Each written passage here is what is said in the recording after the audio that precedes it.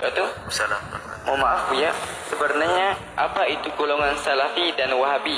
Apakah golongan tersebut adalah di luar Ahlus Sunnah?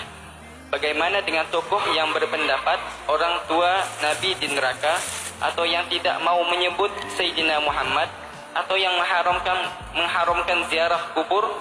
Apakah mereka termasuk golongan di luar Ahlus Sunnah wal Jamaah yang harus dihindari? Terima kasih Buya. Wassalamualaikum warahmatullahi wabarakatuh.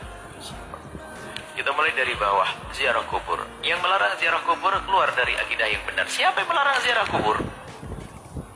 Tidak ada yang melarang ziarah kubur. Disepakati oleh ulama dan juhala juga.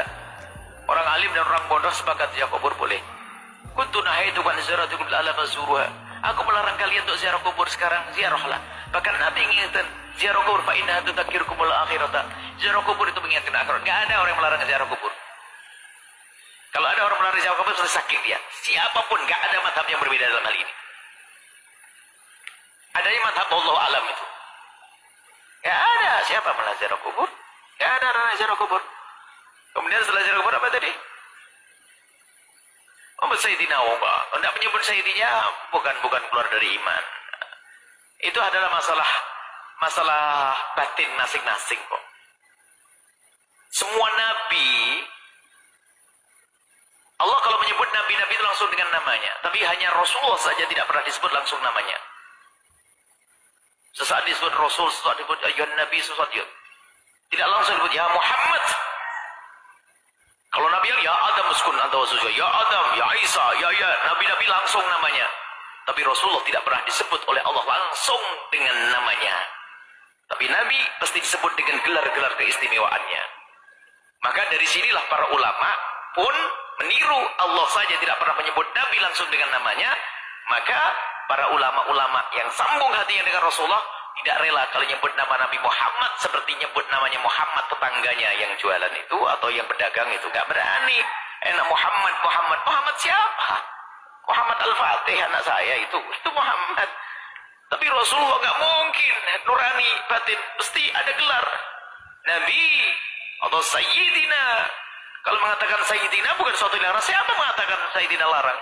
Nabi sendiri menyebut dirinya beliau sebagai Sayyid, bahkan beliau mengatakan Ana Sayyidu waladi Adam wala fakhr, Ana Sayyidun nasi wala fakhr, Ana Sayyidul mu'minina wala fakhr, Ana Sayyidu waladi Adnan wala fakhr. Sayyid. Berkali-kali Nabi menyebut dirinya adalah Sayyid. Sayyidu waladi Adam. Aku adalah Sayyidnya anak Adam. Yang tidak menjadikan Nabi Muhammad Sayyid itu bukan anak Adam. Cuman di saat orang tidak menyebut Nabi Muhammad dengan Sayyidina, tidak keluar dari iman dan bukan maksiat, hanya masalah adab saja. Ya mungkin kalau orang kenal Nabi tidak tega gitu saja. Bagaimana kalau ada menyebut Nabi Muhammad dengan langsung nama Nabi Muhammad, ya suka urusan dia, itu kan urusan akhlak dia dengan Rasulullah. Nggak keluar dari iman. Bisa masuk surga ya bisa saja. Ya urusan adab itu, urusan tata krama, masalah Sayyidina itu. Nabi menyebut Sayyid. Diri beliau adalah Sayyid. Hadis sahih tadi kita sebutkan. Setelahnya apa? Orang tua Nabi di neraka. Kok usil banget kamu ini? Kok usil banget urusan Nabi Muhammad SAW di neraka dan sebagainya? Apakah kamu ini masalah apa? Kok tega sekali ngurusi bapak ibu Nabi Muhammad di neraka? Apakah memang ada hadis Nabi, hadis sahih tentang seorang laki-laki yang bertanya kepada Rasulullah, bagaimana tentang bapakku? Nabi menjawab, bapakmu dan bapakku di neraka. Itu hadis namanya khabar ahad. Hadis ini adalah sahih, akan tapi biarpun itu hadis sahih yang tidak mutawatir, kalau bertentangan dengan sesuatu yang mutawatir dan lebih kuat, maka itu dipinggirkan. Ada dalam Al-Quran, wa ma kunna mu'adzibina hatta nab'atha rasula. Sungguh kami tidak akan menyiksa siapapun sampai datang utusan. Jadi sebelum Nabi Muhammad diutus, itu masa fatrah. Di situ orangnya selamat, tidak mungkin disiksa oleh Allah Subhanahu wa taala. Allah pandang nyiksa hambanya yang belum ada syariat turun. Sama kalau di hutan Kalimantan sana ada sekelompok kaum yang tidak pernah dengar Islam, lalu dia nyembah berhala, nggak akan disiksa oleh Allah.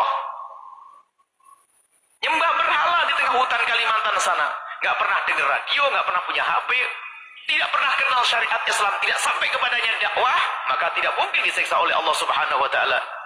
Maka masa fatrah, masa antara Sayyidina Isa alaihissalam, dan memang belum ada nabi yang diutus untuk orang Arab.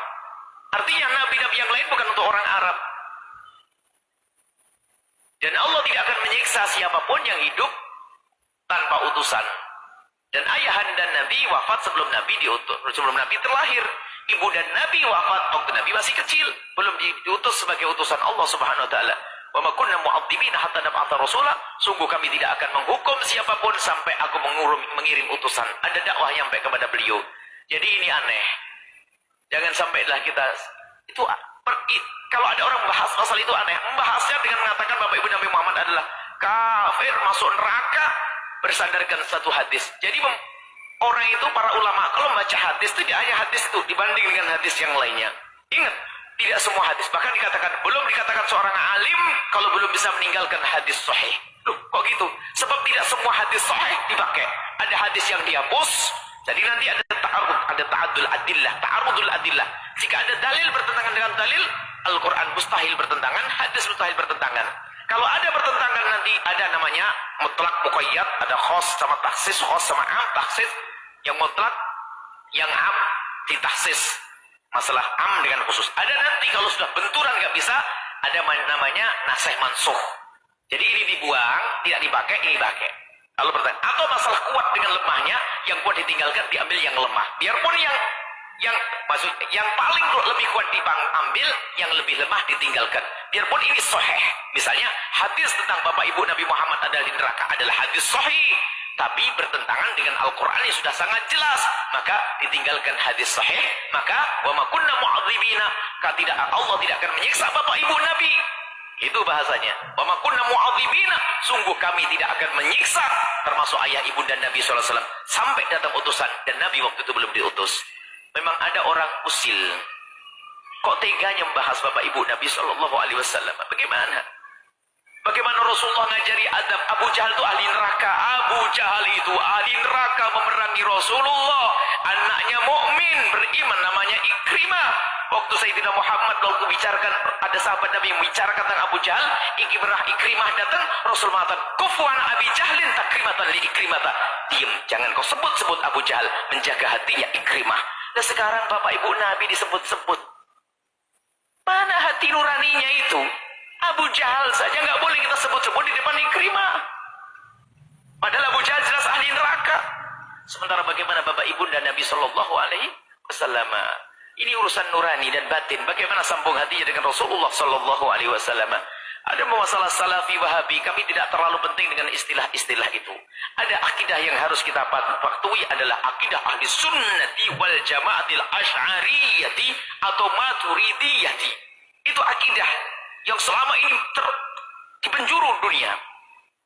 Dan jangan diingkari masalah asy'ariyah, sekaligus sufiyah itu. Kalau orang mengingkari asy'ariyah itu karena kesombongannya. Ulama dunia, ulama hadis. Kecuali sekarang ada orang model-model orang akhir zaman membuat data-data palsu. Misalnya Ibnu Hajar al-Asqalani dikatakan dia bukan Asy'ari dan sebagainya, membuat data palsu. Sanad ilmunya orang akhir zaman ini semua nyambung. Mesti kalau tidak melewati Asy'ari, Maturidi dan Sufi. Nggak mungkin tidak. Tanyakan orang yang anti Asy'ariyah, kita ini Asy'ari. Kalau kita paham, kita adalah paham akidah adalah Abul Hasan al-Asy'ari. Ahli sunnah wal jamaah, pengikut Abul Hasan al-Asy'ari. Dan Abul Hasan al-Asy'ari bukan mendatangkan sesuatu yang baru, tapi beliau memilah. Karena bersama berkembangnya zaman, pertemuan antara negara dengan negara, ini pertukaran budaya dan sebagainya, ini akan bercampur juga agama-agama. Sehingga masuk ke dalam Islam ini macam-macam. Dari falsafah dan sebagainya, maka Abul Hasan al-Asy'ari memangkas. Sehingga sesuatu yang asli ada benalunya. Dipangkas benalunya, balik lagi asli. Itulah akidah ahli sunnati wal jamaatil asy'ariyati. Kemudian cirinya diantaranya adalah membahas tentang sifat 20. Allah wujud. Dan kalau Anda masih menghafal ini, Anda selamat Asy'ari. Kalau sudah Anda mulai berani, nggak benar itu.